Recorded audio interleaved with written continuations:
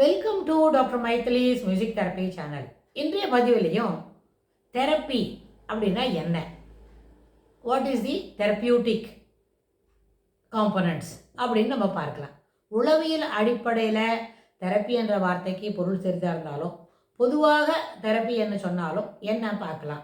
ஆனால் modern medicine அப்படின்னு ஒரு வார்த்தை இருக்குது. மெடிக்கல் ஃபீல்டில் மாடர்ன் மெடிசன் இருக்குது. அது என்ன, பழங்காலத்தில் ஒரு மெடிசன், மாடர்ன் மெடிசன் அப்படின்னு சொன்னால் அப்படி தான் அப்படின்னு சொல்லுவாங்க. உடனே மாடர்ன் மெடிசன் என்ன சொல்லுவாங்க, ஆமாம் அப்படின்னா it is the what does it mean.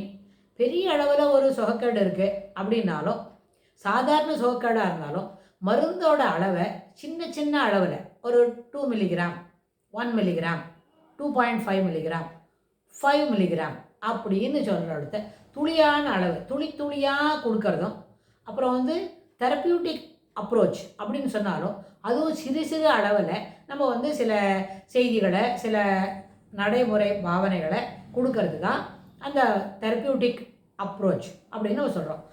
Therapeutic attachment அப்படின்னு சொல்கிறோம். எதாக இருந்தாலும் ஒரு அட்டாச் பண்ணிக்கிறோம். ரெகுலராக நிறைய மருந்து சாப்பிட்டுட்ருக்கோம், அதோட கூட தெரப்பியூட்டிக் பர்பஸ் அப்படின்னு சில மருந்து மேலே எழுதியிருக்கோம். அப்படின்னா என்ன, அதனோட ரிலீஸே நம்ம மருந்து எப்படி சாப்பிட்றோம்.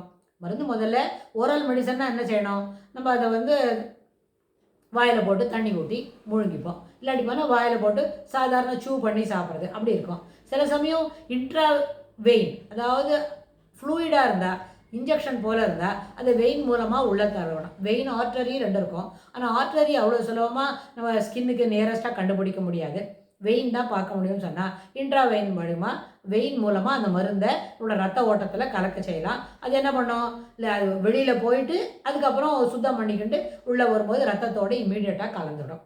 அதே மாதிரி இன்ட்ரா மஸ்குலர், சாதாரண இன்ஜெக்ஷன் நம்ம ஒரு ஷோல்டர்லேயோ, சின்ன குழந்தைகளாக இருந்தால் அவங்களோட பம்லேயோ போட்டு நம்ம அதை நேரம் பண்ண முடியும். இன்ட்ரா மஸ்குலர், அந்த மஸ்குலரில் என்ன பண்ணோம், அந்த மருந்து அந்த மசில்ஸ்க்கு நடுவுலேயே தங்கி இருக்கும். அதை நம்ம நல்லா ரப் பண்ணி விடும்போது அந்த ஏரியாவில் ரத்த ஓட்டங்கள் சிறப்பாக இருக்குச்சே அது சரியாக போயிடும். ஒரு இன்ட்ரா மஸ்குலர்னு சொன்னால் it will take minimum 8 to 12 hours.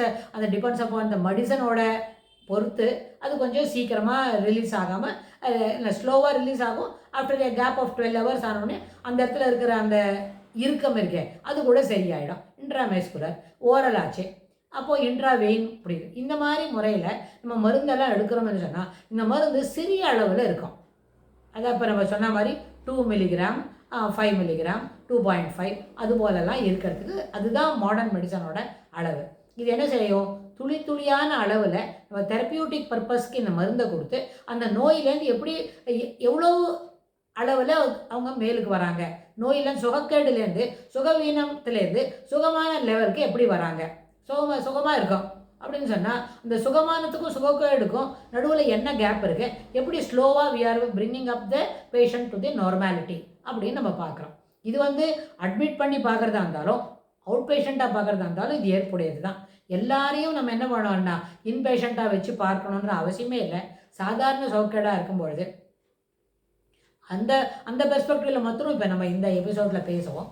அப்போது அவுட் பேஷண்ட் இருக்குது, மருந்து கொடுத்துருக்கோம், ஒரு 4 days கழிஞ்சு வந்து பாருங்கள் அப்படின்னு சொல்லி எடுக்கிறோம். என்ன கொடுக்குற மருந்து மாடரேட் ரிலீஸா, சஸ்டைன்டு ரிலீஸா, குயிக் ரிலீஸா அப்படின்றத பொறுத்து தான் அவங்களோட எஃபெக்டிவ்னஸ் அதில் தெரியும். அப்போது இந்த தெரப்பியூட்டிக் பர்பஸ்க்காக கொடுக்குற மருந்து சிறிதளவாக இருந்தாலும் சிறிதாக அவங்களே என்ன பண்ணோம், சுகக்கேடு அப்படின்றதுலேருந்து சுகவீனம் அப்படின்றதுலேருந்து மேலுக்கு அவங்கள கூப்பிட்டுக்கிட்டு வரோம்.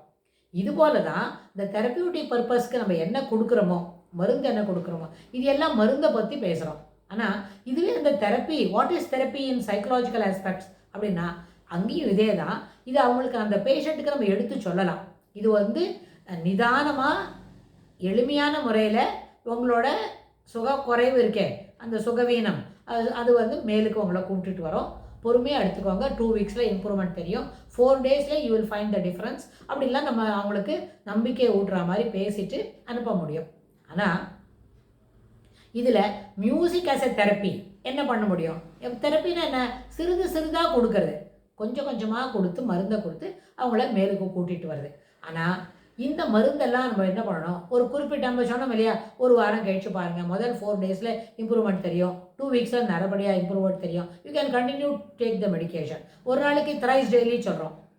த்ரைஸ் டெய்லின்னு என்ன, every 4th hour or every 6th hour சாப்பிடணும். 6, 12, 6 அப்படின்னு எழுதி கொடுப்பாங்க. இல்லைன்னா 4, 8, 12 அப்படி எழுதி கொடுப்பாங்க. டே டைமில் மட்டுமே சாப்பிட்டு முடிச்சிக்கலாம். Every 4 hours or every 6 hours அப்படி கொடுப்பாங்க.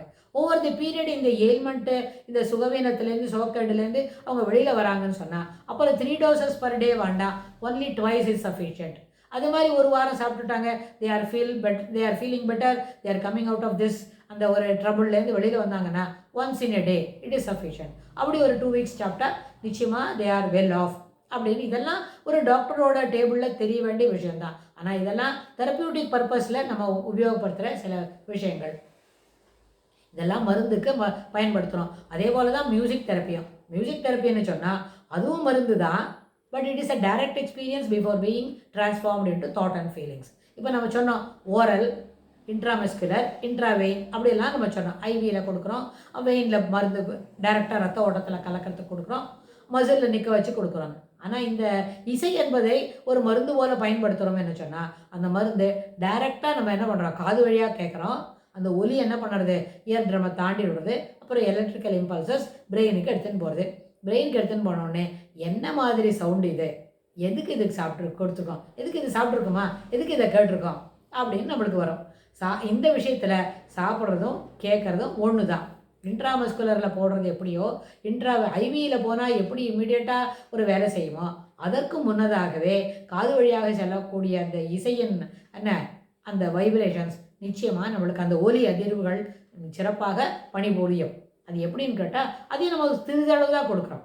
உடனே இசை என்ன சொன்னால் ஒரு 2 மணி நேரம் கேட்கணும்னு இல்லை. அந்த தெரப்பியூட்டிக் பர்பஸ்க்காக கொடுக்குற இசை ஒரு குறிப்பிட்ட நேரம், இத்தனை நிமிடங்கள், இத்தனை மணி துளிகள் இல்லை, இத்தனை நிமிடங்கள் கேட்டால் போரும் அப்படின்னு சொல்லி தான் அதுவே போதுமான அளவுக்கு தேவையான அளவிற்கு நம்மிடத்தில் என்ன பண்ணணும், மாறுதல்களை உண்டு பண்ணணும்.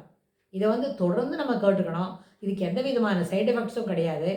தொடர்ந்து இதை கேட்கறதுனால நம்ம கூட்ட இருக்கிற டிஃபிகல்ட்டிஸ் என்னவோ சுகவீனம்னு சொல்லிட்டு தானே கேட்டிருக்கோம். இந்த சுகவீனத்துக்கு உண்டான எல்லா முறைகளும் இதில் நேரப்படுத்த முடியும். அதில் என்ன தெரப்பியூட்டிக் பர்பஸஸில் வரும்போது what is therapy in psychology அப்படின்னு கேட்குறோம் இல்லையா, இந்த தெரப்பி உளவியல் அடிப்படையில் மனம் செம்மைப்படுவதற்கு கூட இந்த இசை பயன்படுத்த முடியும். அப்புறம் நம்மளோட லிம்பிக் சிஸ்டம் அதுலேயும் இந்த இசை அங்கே பயன்படுத்த முடியும். அப்புறம் நினைவாற்றலை பெருக்கிக் கொள்ள முடியும். அப்புறம் அதுலேயே நம்மளோட குணாதிசயங்கள், ரொம்ப நெகட்டிவ் பிஹேவியர் இருக்குது, அதையும் நேரப்படுத்திக்க முடியும். எந்த தேவையான குணாதிசயங்களை, தேவையான குணங்களை, நல்ல பிஹேவியரை வளர்த்துக்கிறதுக்கும் இது பயனுள்ளதாக இருக்கும். இதெல்லாம் எப்படி வளர்க்க முடியும் என்பதை வரப்போகிற பகுதிகளில் இன்னும் விரிவாக பார்க்கலாம். தேங்க்ஸ் ஃபார் வாட்சிங்.